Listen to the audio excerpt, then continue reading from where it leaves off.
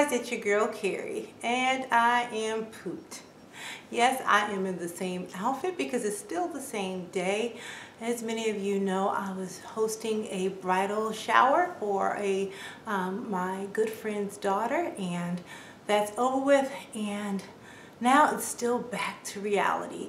Unfortunately, I did not get to videotape my Thanksgiving tablescape with all of the food and everything like I promised you because things got so hectic.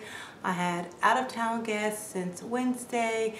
We had Thanksgiving on Thursday, and then I tried to prep for the bridal shower on Saturday. And in addition, we found out a couple days before Thanksgiving that our 13-person Thanksgiving dinner turned into a 26-person Thanksgiving dinner. So I was kind of running around like a chicken with my head cut off, trying to configure a new setup for all of the new additional guests. And so that was quite a challenge. So I figured what I'll do is a kind of like clean with me video, show you what we kind of ended up with and how I prepared for additional guests at the last minute, and then maybe I'll share some tips and tricks on cleaning and things like that. We'll just kind of play it by ear and, you know, take it for what it is. And I wanted to say that the bridal shower was an absolute success.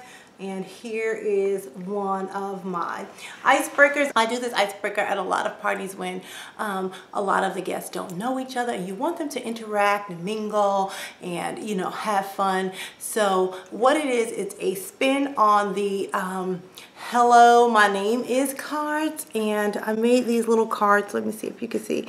It says hello, my name is, and you basically write your name down and you have to think of a scandalous way to describe yourself, and then people have to guess what you do or what you like or, you know, who you are. So I wrote on my card, hello, my name is Carrie.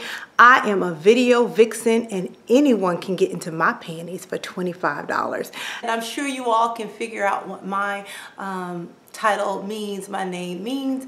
I'm a video vixen. That just basically means I do YouTube videos, and anyone can get into my panties for $25 are my Tommy's Time of the Month period panties that I invented and sell. So that was the take on my name. And some of these ladies at the party had some hilarious, scandalous names, and it was very fun for everyone to introduce themselves and us figure out who they were. So without further ado, let's turn the camera around. Let's see the mess that's left of Thanksgiving. So here is the aftermath. We're a few days past Thanksgiving. So what I do at the end of all of our parties, whether it's Thanksgiving or any other occasion, we make sure that we get up all of the food items that could spoil or anything like that, bring that into the kitchen, pack that away, and then any dishes that have food on them, we'll wash all those dishes, and then everything else can stay until another day when I can actually get around to it. And so let me explain to you my setup. Originally, that main table, that's our dining room table, was turned this way, which is, you know, how it's normally set up. But again, like I said, a couple days before Thanksgiving, we found out that we were going to have 26 people instead of 13. So I had to think quickly because I did not have our basement set up for entertaining, and I just had to bring the entire, you know, party up here and figure something out. So what we ended up doing was taking the dining room table, turning it horizontally, and then we just added several card tables that we normally keep in our basement to either set up for buffets, or if we had game night or spades tournament or something like that, we put those out and made kind of like a T-shape. So it's kind of like a head table up there, and then this T-shaped table coming down here. And what was great, I'm so glad that I already had a very simplistic Thanksgiving dinner table setup. It was just, you know, white tablecloth, and took some contact paper and strung it down as a centerpiece, because then I was able just to recreate that on the fly with these 3 card tables that were pushed together, and that made it very simple. Now, the one thing I didn't have, we used these wooden chargers on my original tablescape, but we only had a table setting for 8. So I had to figure out how was I going to set up this extra main table that I, put together. And so what I did was I took some of my galvanized chargers because I thought that would go well with my, turkey platter. Although they're slightly off in color, this one's lighter, it did work out. So that's what we did. We kind of alternated the wooden and the galvanized chargers to repeat themselves down the center of this new table that we added. And then we didn't have any centerpieces, but I'm so glad I didn't pull apart our centerpieces that I had for my fall tablescape that I shared with you a couple months back. So I just plopped those 2 down in the center, and that's what we end up having. Here's our butter dish for our rolls. We just left the butter out because, we can still use it. And I just love this butter spreader. And you just, go in, dip, scoop your butter out, and you're good to go. And you don't have to lay it down. It's a standing butter spreader, so that it won't mess up the table, lay on the table, fall off a plate.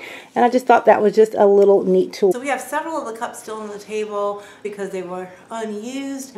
In our family, when we host like Thanksgiving or Christmas, those types of meals, we have 4 groups of people that we categorize. We have the old folk, and that's really pretty much the elders, like my parents, my in-laws, grandparents, and things like that. So anybody 55 and above will kind of be in the old folk section, and they would kind of gather, and they usually go into the family room and hang out and talk.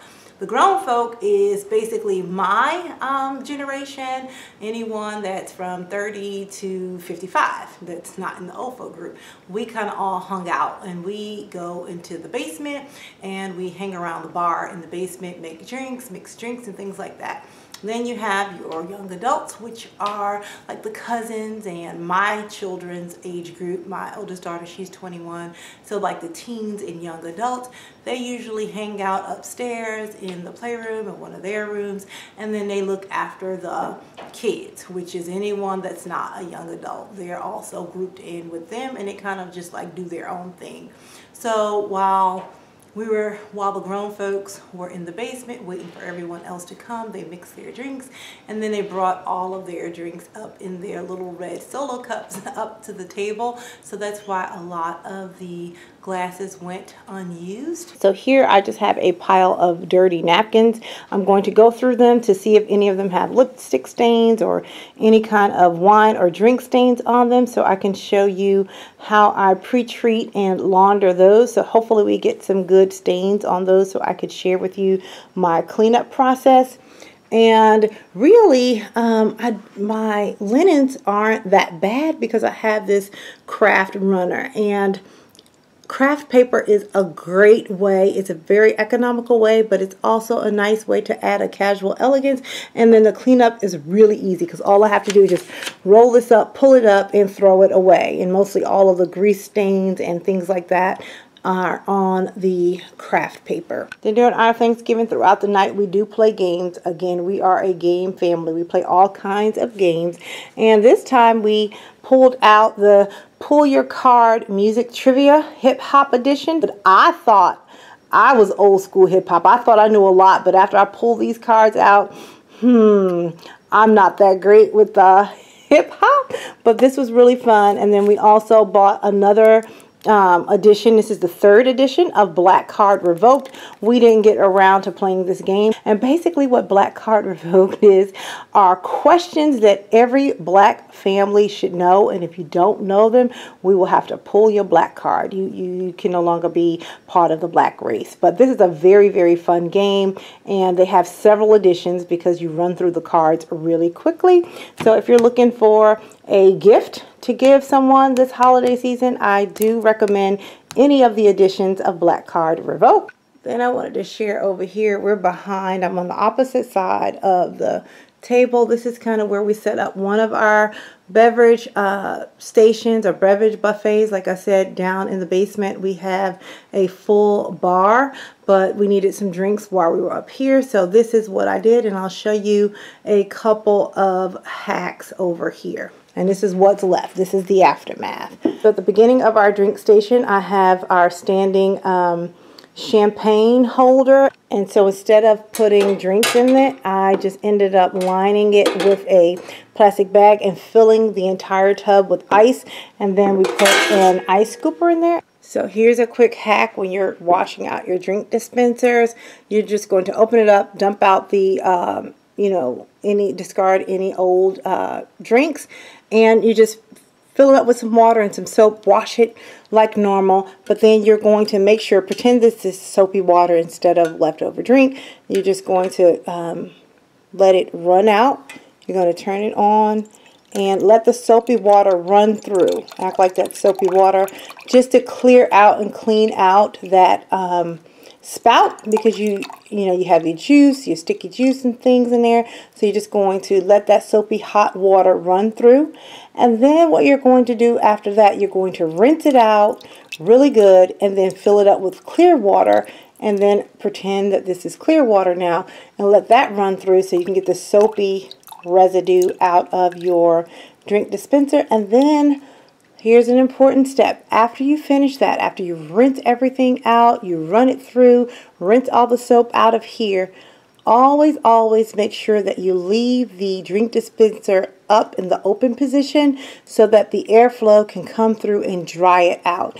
You don't want to turn it off like that, because then water can get trapped inside, and especially if you have a metal spout, that can rust it out and get rusty, and you don't want that. Also, you want to make sure that you run the water through the spout and the soapy water and the clean water to rinse the soap out, because if you just wash it normally and don't let that water run through, you're just going to have old sticky juice in here, and that can actually have some bacteria or stay sticky or get clogged.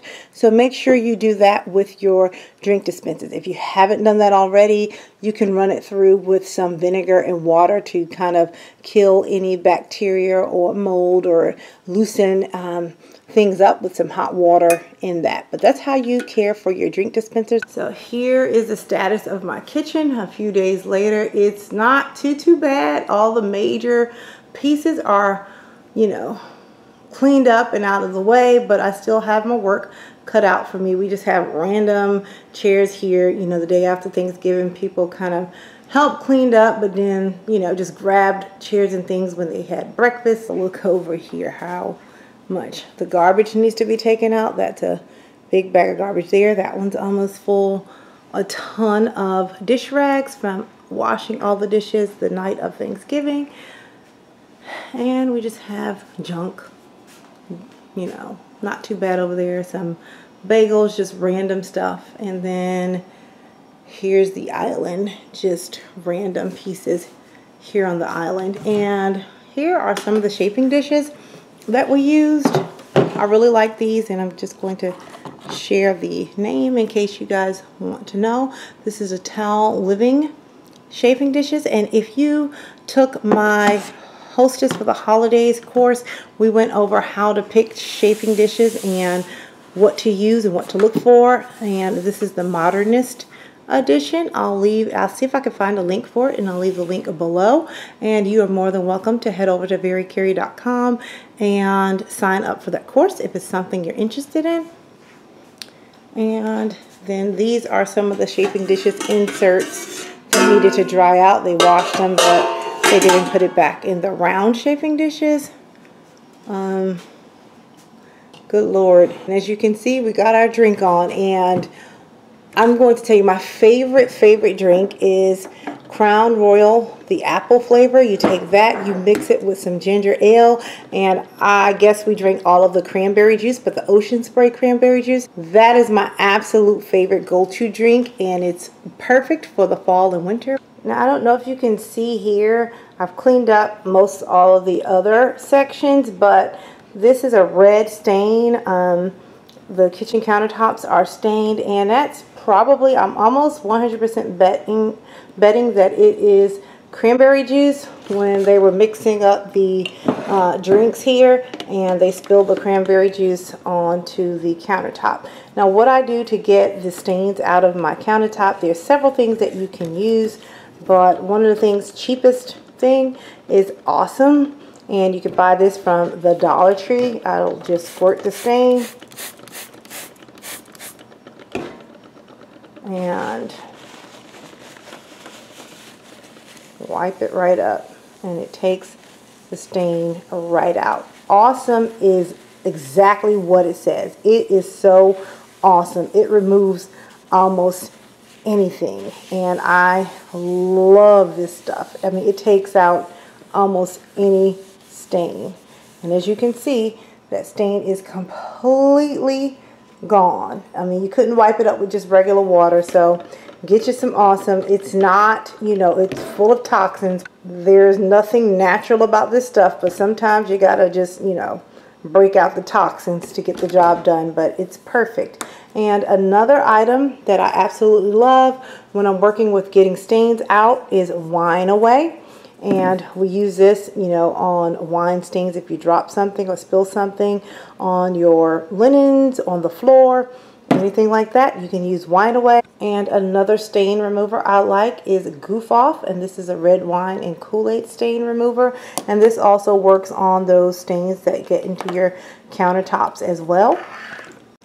Now, I did not have any napkins that were soiled with any red wine or major stains so that you can see what I do. So I'm going to fake it and show you how I would get a stain out should there be a stain. So I'm going to take some of these droplets of this red wine that's left, and this is now my absolute favorite red wine. I've been looking for a red wine that I would like because I'm a sweet type of person and could not find anything. But if you like sweet red wine, this right here, San Antonio Winery Cardinal American Sweet Red, this is the bomb diggity. This is the bomb.com. So I'm going to go ahead and pour some on my napkin. See if anything comes out. And I'm going to kind of rub it in. So now you can see that my napkin, or you can see that it's stained.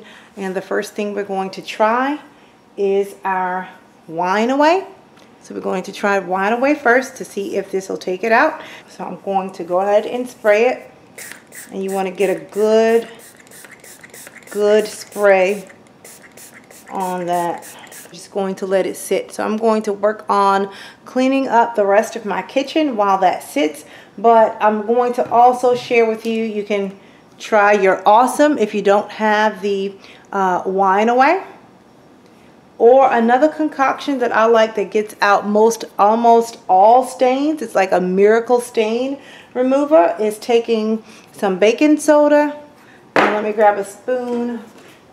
So I'm going to take some baking soda, and I just keep this in my laundry room. I love this concoction. It takes out almost everything, so I just put that in there. Blue Dawn, you have to have Blue Dawn, not any other color. Dawn works wonders. I just put about like a tablespoon of that in there, and then some hydrogen peroxide. That gets your stains out. And I'm just going to make it into a paste instead of a liquid, but you can make it into a liquid. I just like a thick paste so that it can sit on a stain. And you can put this, and you mix it up, and you just work it into any stain. So now I got a good paste.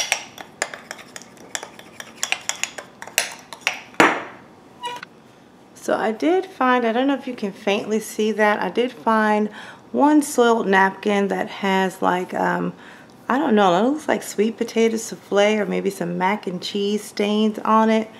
And maybe, I don't know what kind of stain that is.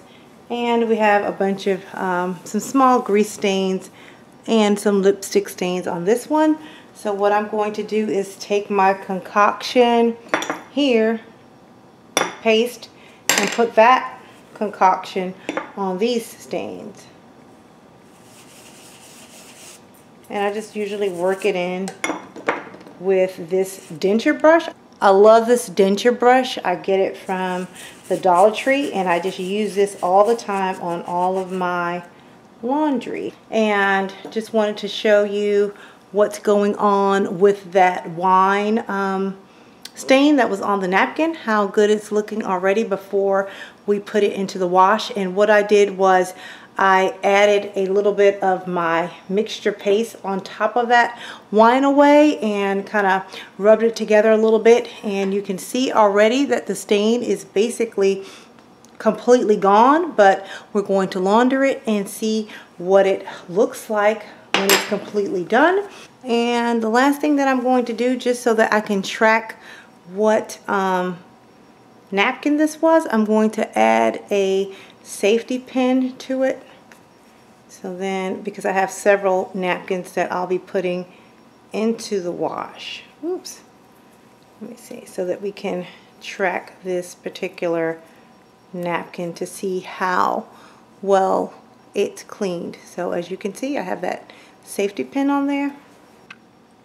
Oh, and I forgot to add that when I am doing my laundry, I use Tide, and then I also put a scoop or two of the LA's Awesome Oxygen Cleaner. It's kind of like OxyClean. This is the Dollar Tree version, so I always put that in with my wash as well. So here is our napkin after it came out of the wash machine, and as you can see, it is perfectly white. That red wine stain is completely gone.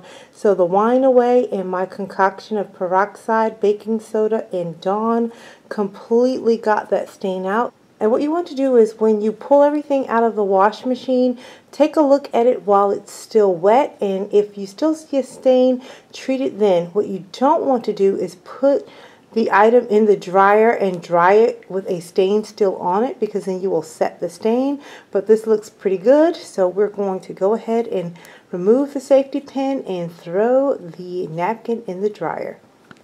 Now, one of my favorite things is my new cookware set, and it's by Calphalon, and it's the Calphalon Premier space-saving cookware. And I was in the market for new cookware. Mine was totally gone. I really needed some, and it took me a while to find what I wanted, and I definitely knew I wanted something that was non-stick, because I just like the ease of cleaning up. I don't like to have to work when I'm cleaning my you know, cookware. So I definitely wanted something non-stick, and then I also wanted something, you know, that could save space. And this is perfect because everything just stacks right on top of each other. And because none of the lids have like a, you know, little handle or a knob at top, you can just stack everything, the lids on top of everything. So that's all the space that it takes up in your cabinet. And what I love about the 12-inch saute pan is that it doesn't have the long handle. It's just the short handle, so that takes up so much less space when storing it away, and also when cooking you don't have these long handles. Now, it does say on the box that the stainless steel handles stay cool while cooking. That is not true. I actually do have to put on gloves, little oven mitts when I'm moving this around on the stove, because it does get hot. So if you are in the market for some new cookware and you like non-stick cookware that is durable and made by a great brand, and that's something you want for Christmas, this, I do give it my stamp of approval, and I've been using this for about 6 months now. I will leave the link in the description box below. The next item that I have been absolutely in love with, I fell head over heels with, is this Tupperware set. It's by Rubbermaid, and it's called the Brilliance collection. It's an 18-piece set, and here are all the pieces that comes with it. And right now I have all of these pieces in the fridge stuffed with our Thanksgiving leftovers. And these are the only two pieces that are, you know, not in use right now. The little small container here. And what I love about this is that it is true to its word when it says it is leak proof. This seal around it, you know, it clasps in there and it gives you a really good seal, and then you just clasp them down. It's great because you can put these in the microwave and you don't get any staining. As you can see, everything is crystal clear, and you get this really big pan here, and it's great to put leftovers in. I just absolutely love this set, and I do plan on getting another one. That I'm absolutely loving is my new fingerprintless like black stainless steel crock pot. I mean, I love this. I was almost going to get this other fancy crock pot that was copper that I absolutely, you know, fell in love with because of the aesthetics, but it would have been a nightmare to maintain because when you touched it there were fingerprints everywhere, and then it also had some bad reviews, and it was just finicky and expensive. But I'm so glad I did not choose that one. I needed to pick something that would fit my lifestyle, and for me that is low maintenance but still beautiful and functional and cute, and this fits the bill. As you can see, I can touch all over this. This will not show any fingerprints, so that means I do not have to wipe it down each and every day. And then it's also pretty enough to leave out on the counter because we use our crock pot quite a bit. And I also love the fact that it is huge. It has a, I think this is an 8-quart crock pot, so we can make a huge batch of food or a huge roast and feed our family for the entire week. I love to do batch cooking, so I don't have to cook every day, and this is perfect. And I've had this about the same amount of time that I've had the cookware set, so about 6 months or so, and I love it. And this would make a perfect gift, and I will leave the link to this crock pot below. And the last little nifty thing that I did not share but comes quite in handy, especially when you're doing a lot of cooking, like around Thanksgiving when you're chopping those onions and chopping things that do not smell that good, is this Rubbermaid kind of like stainless steel soap bar. And basically what it does is just takes odor right out of your hand. So let's say you're chopping an onion, you just hold this and hold your hand under running water, and it will just take the odors right out of your hand. I love, love, love this thing. This would make a perfect gift for a cook or chef or anyone that's in the kitchen. A great hostess gift as well. Love my little Rubbermaid soap bar, and you can pick these up from Williams Sonoma, and I'll see if I can find one online that I can link below. So guys, I hope you enjoyed this video, and please be sure to check out my previous video where I share hostess gift guide etiquette and also some hostess gift ideas. And until the next time, I'm going to keep calm and carry on. Bye guys.